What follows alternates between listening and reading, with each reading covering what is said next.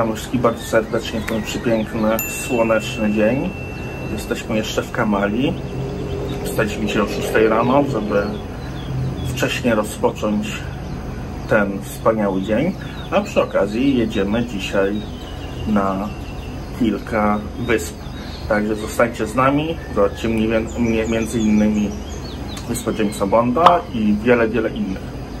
Dzisiaj mamy tutaj bardzo ładny dzień, bardzo miłą temperaturę, ale wczoraj, nie wiem czy widzicie tę kałużę, wczoraj w nocy padało, był to pierwszy taki deszcz, przyszła taka lekka burza, także dzisiaj jest tak świeżo w powietrzu i nie jest też aż tak parno, także póki co jesteśmy mega zadowoleni, że wstaliśmy wcześnie. No i czekamy tutaj na parkingu na pana, może niedługo przyjedzie.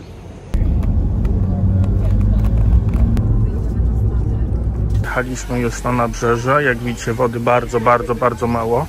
No i takimi speedboatami będziemy dzisiaj płynąć. Teraz czekamy na odprawę.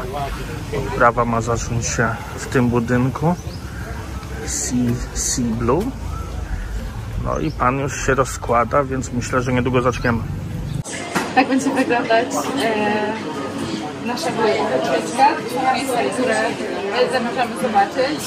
Będziemy na słynnej James Island i tam będziemy kajakować prawdopodobnie. Oprócz tego japońska zrobiona na morzu.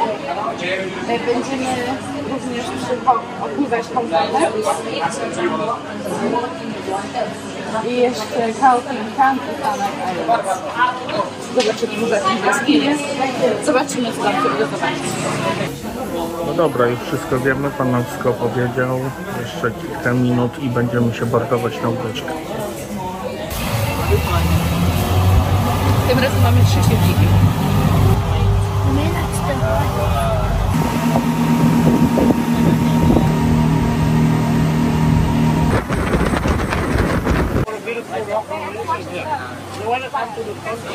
To jest wyspa Phanak. Ta wyspa jest słynna z pięknych formacji skalnych, które można tutaj zobaczyć. Ale niesamowite te formacje skalne, nie? Patrz, one są na wylot wyspy.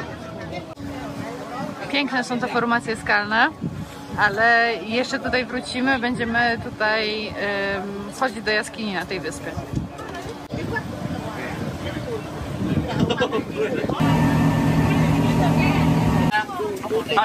Teraz zaczynamy kolejną atrakcję, czyli będziemy pływali na kajakach. No i odpływamy. Nie jest tu stabilnie, ale damy radę. Ostatnio pływaliśmy na kajakach, jak byliśmy w Wietnamie, ale wtedy sami musieliśmy wiosłować.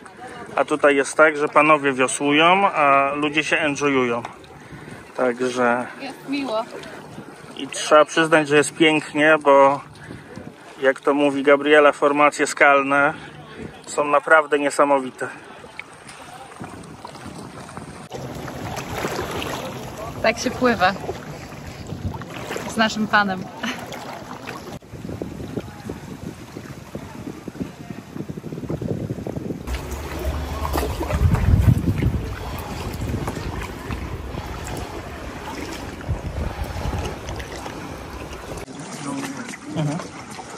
Uważaj. Naprawdę blisko jest ta skała. Jest bardzo płyciutko. Nie wiem, czy to widać, ale dosłownie nie wiem, czy jest centymetr wody. I tak jest zawsze rano. Po południu robi się więcej wody. Pan się tutaj bardzo stara. Widać, że jest przedsiębiorczy, więc tip będzie na pewno. Nie wzięliśmy dużego, co prawda, i to może być problem, ale Gabriela dostała piękny pierścionek. Tak wygląda. No a my zwiedzamy dalej. Teraz będziemy wpływać do jaskini. Tutaj już trochę tłoczniej. O, naprawdę. Płytko i blisko.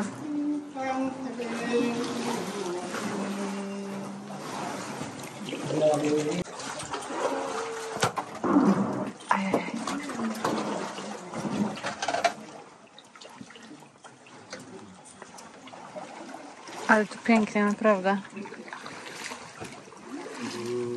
Tak spokojnie.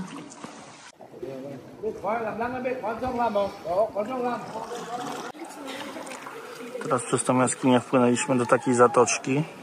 Naprawdę robi wrażenie. Chociaż ludzi jest sporo, to naprawdę takie ukryte miejsca w tych jaskiniach i w ogóle na tych wyspach. Super. Ale ruch ogromny.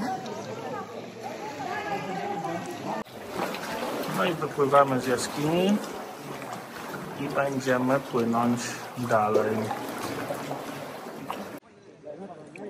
Tutaj się dzieją instagramerskie rzeczy.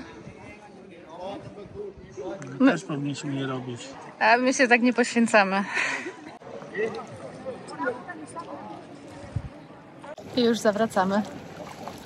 Krótka to wycieczka, ale fajna. Bardzo fajne. A jednak płyniemy jeszcze dalej. Także zobaczymy, co jest na naszej następnej trasie. No i znowu wpływamy do zatoczki.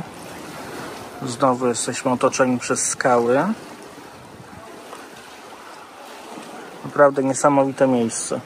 Ja bym nawet powiedział, że jeżeli chodzi o Halong, to tam takich atrakcji nie ma. Także może jest więcej tych formacji skalnych, ale można je tylko z daleka obserwować. A te tutaj widzimy naprawdę na wyciągnięcie ręki. Gabriela nie widzi, ale tu jest wielkie serce. Okej.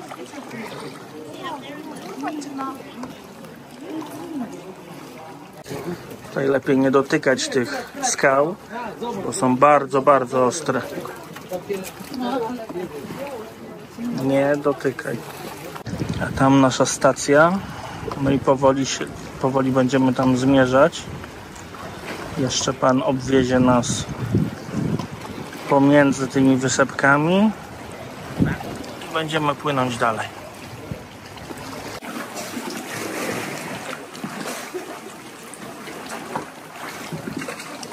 Przyciskamy się.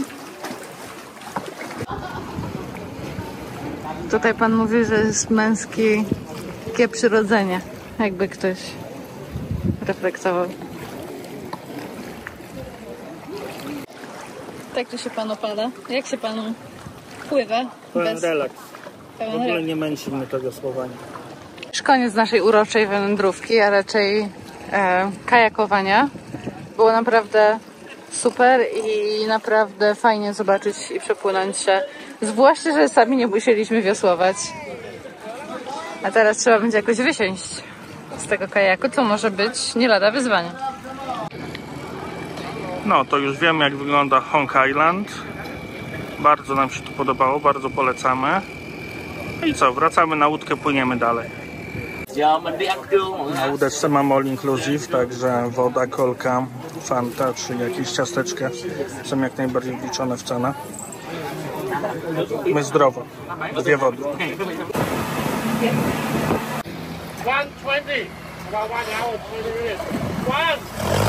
Teraz czas na lunchek. Przypłynęliśmy do takiej pływającej wioski rybackiej. Tu zjemy lunchek, a później przejdziemy się chwilę po mieście.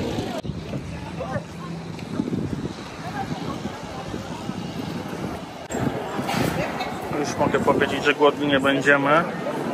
Jest tu naprawdę bardzo, bardzo dużo jedzenia. Jedzonko mamy, jest fried rice, jest kurczaczek, są warzywka. Tak wygląda restauracja, naprawdę bardzo ładnie. Dużo mniej się spodziewaliśmy. A tutaj dowód, że wszystko jest na wodzie. Lunchik zjedzony, było bardzo dobre, choć trochę suche, ale popiliśmy wodą, jest ok. A teraz idziemy zwiedzać. Takie to wszystko trochę podobne do Floating Marketu, tylko że to jest Floating City. Jeszcze dużo pozamykane, ale na pewno interesujące miejsce. Tutaj trzeba bardzo mocno uważać, żeby w łeb nie dostać, bo wszystkie daszki są niskie, bo tutaj w ogóle ludzie są niscy, więc rzeczywiście musimy uważać. Tu akurat te daszki są blaszane, więc tym bardziej. Te domki na wodzie są ładne, jak jest woda, a jak nie ma wody, to rzeczywiście wygląda to lekko brudno. Ale my idziemy znaleźć takie fajne miejsce. Mam nadzieję, że tam będzie woda, bo bez wody to też będzie fatalnie wyglądało. A tak to trochę wygląda, że tutaj macie dom i mieszkacie, a tutaj macie restaurację i pracujecie. W Azji bardzo często dom od pracy nie jest w ogóle oddzielony, albo jest oddzielony jedną kotarką. Tak wyglądają te standardowe domki, ale wiecie, jak to jest w każdej wiosce. Znajdzie się i bogaty. Ciekawe, skąd on na to wszystko ma. No, meczet w takich okolicznościach przyrody wygląda naprawdę imponująco. Może te domki trochę mniej, ale jak to mówi Gabi, życie nie zawsze jest piękne. Chyba że ma się różowy domek. Ale fani Liverpoolu, jak widać, są wszędzie. Coś mi się wydaje, że znalazłem to miejsce, które chcę obfotografować. I jeszcze mi się wydaje, że nie jestem jedyny, który wpadł na ten pomysł. A oto i dryfujące boisko do piłki nożnej. A to całe miasteczko i to całe boisko i w ogóle ci wszyscy ludzie mieszkają w takiej okolicy. Boisko rzeczywiście robi wrażenie, ale może nie tak wielkie, jakbyśmy się tego spodziewali. Ale rzeczywiście troszeczkę brakuje tutaj wody i przez ten brak wody jest troszkę brudniej pewnie niż zazwyczaj. Ale w ogóle miasteczko bardzo fajne. Fajnie sobie tutaj żyją. Tutaj są trzy fajne domki. Tak, na pewno fajnie jest tutaj przypłynąć, na pewno fajnie tu zrobić jakieś małe zakupy. Oczywiście tanio nie jest, ale trochę wesprzeć tą lokalną społeczność też miło. No i pamiętajcie, że jest to kompletnie muzułmańskie miasto, więc warto też wziąć to pod uwagę i uszanować ich religię. Musicie się tutaj przygotować na to, że szczególnie dzieci bardzo mocno proszą o pieniądze. Tutaj wszyscy twierdzą, że to jest na edukację, no ale chyba wszyscy wiemy, jak jest, więc najpierw trzeba poczytać o miejscu, dowiedzieć się, na co są przeznaczane te pieniądze, zanim rzeczywiście się je da. Bo ja mam takie wrażenie, przechodząc przez restaurację, gdzie jadła rodzina, że rodzina powiedziała swoim dzieciom: wyjdź, bo przyszli i dadzą ci pieniądze, no i dziecko zaczęło biegać dookoła nas i prosić o kasę, więc to są ciężkie tematy i smutne, ale pamiętajcie o tym, że pomagać trzeba mądrze, a nie tylko dawać kasę. Chcesz mieć dobry biznes, potrzebujesz ptaka w klatce. Takie tu panują reguły. Mamy tutaj godzinkę do zabicia. No, cóż to można robić? Można spacerować między stoiskami. Można sobie pójść na kawkę do jakiejś restauracji, coś sobie zjeść, czegoś się napić. A tam jest bungalow Jamesa Bonda do wynajęcia. 1300-400 batów widziałam, że kosztuje. Wchodzimy już na naszą łódeczkę. By the way, nazwa firmy niezła. CC Blue. Trochę niegramatycznie, ale brzmi lepiej niż Sea Blue Sea.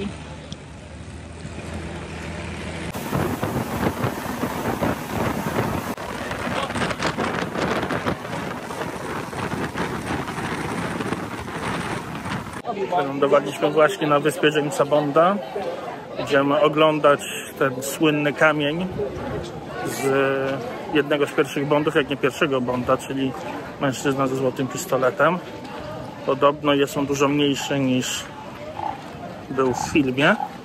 No i zobaczymy, czy to prawda. Ten kamień rzeczywiście jest dużo mniejszy niż na filmie, ale sama zatoczka jest bardzo ładna. No rzeczywiście na filmie było troszeczkę inaczej. Ja wiem, że to film z lat 60., ale nie było tylu gołych ludzi tutaj. Zdecydowanie było mniej telefonów. Zdecydowanie mniej telefonów. Sean Connery sobie tu leżał. No i rzeczywiście zdecydowanie większa wydawała się ta skała.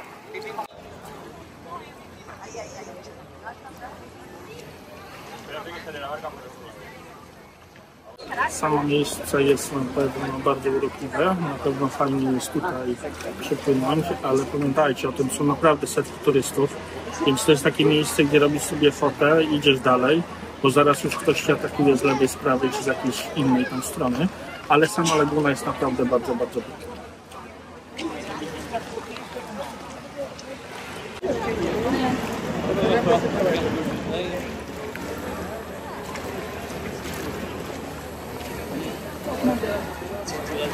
Oczekiwania,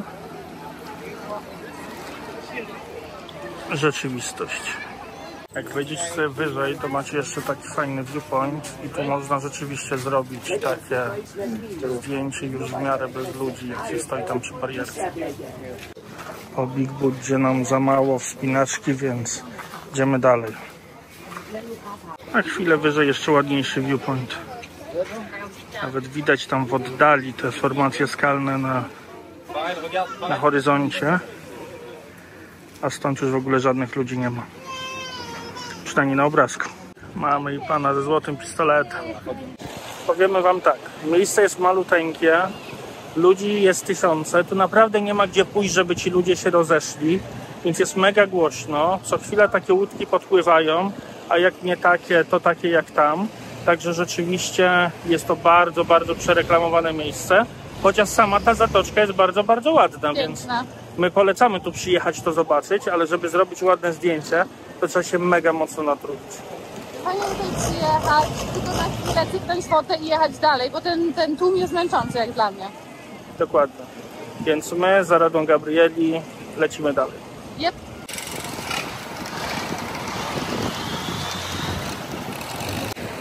Co z pewnością jest wyjątkowe, rozjaśnię, żeby było ostre, to jest ta skała.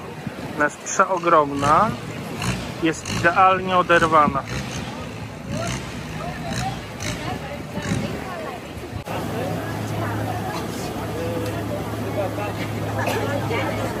Idziemy do Ice Cream Cave. Lodowa jaskinia. Słuchajcie, idziemy szukać złota.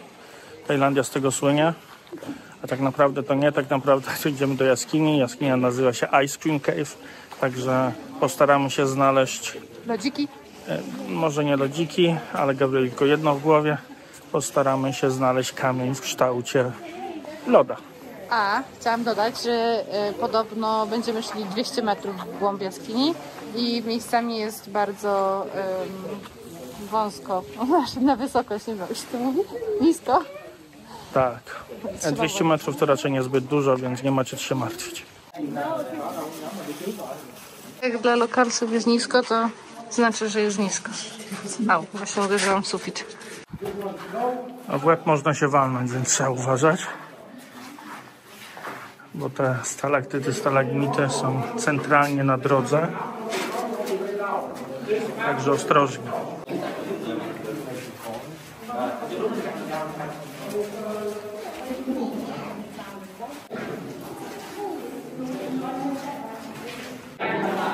Dotarliśmy do końca jaskini. A tym się właśnie kończy ta jaskinia. Jakąś wewnętrzną laguną. A oto i ten słynny lodzik na samym końcu jaskini, tuż przed tamtym oknem. Rzeczywiście podobny. No i już wychodzimy. Końcówka jaskini. Teraz tylko schody w dół. Jaskinia jest ładna, chociaż mała, ale nie jest w niej tak duszno i gorąco, jak było w jaskini, jak byliśmy w Halong Bay w Wietnamie. Także to mi się podobało. No i fajne ma to wyjście takie na samym końcu w lagunę. A tak to jaskinia jak jaskinia. Jakimiś wielkimi fanami takich jaskiń nie jesteśmy, ale ładna. Tak, my jako absolutni niefanatycy jaskiń możemy powiedzieć, że to jest jaskinia jak jaskinia. Widzieliśmy ładniejsze, widzieliśmy większe. Czy ta jest ładna? Jest ładna. Zajmuje 10 minut i leci się dalej.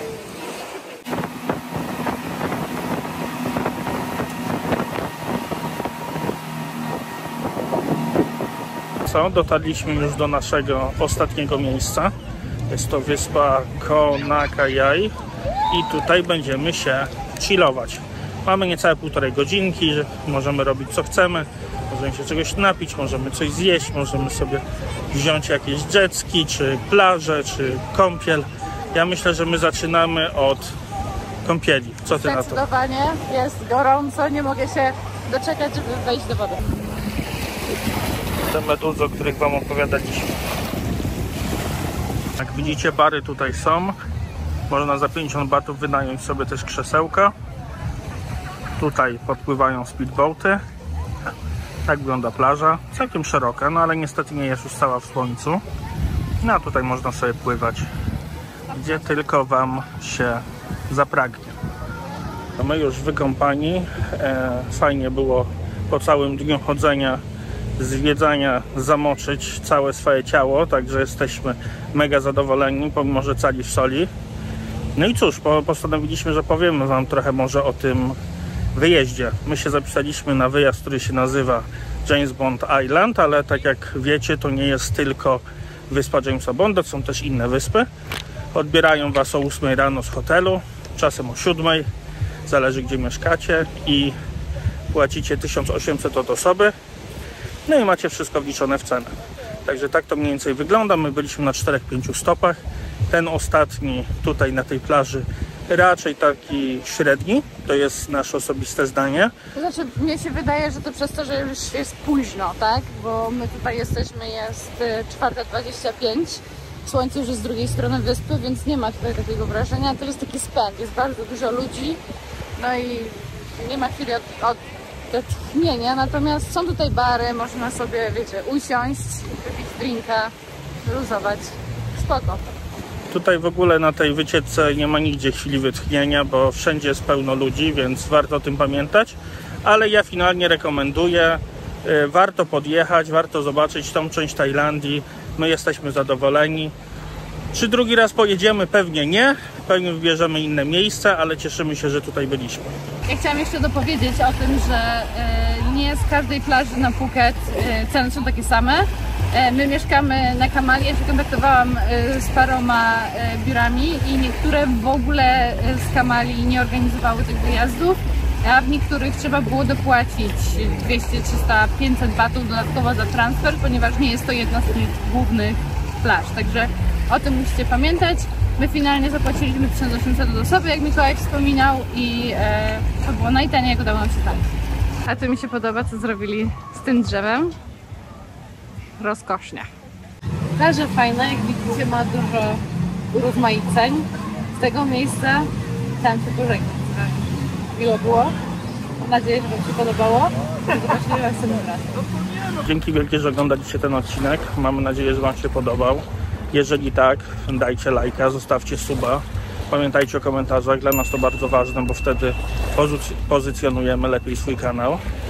No i będzie nam się chciało robić więcej filmów. A tymczasem co? My wracamy, pakujemy się na łódkę, jedziemy do naszego mieszkania i widzimy się później w następnym filmie. Trzymajcie się. Cześć.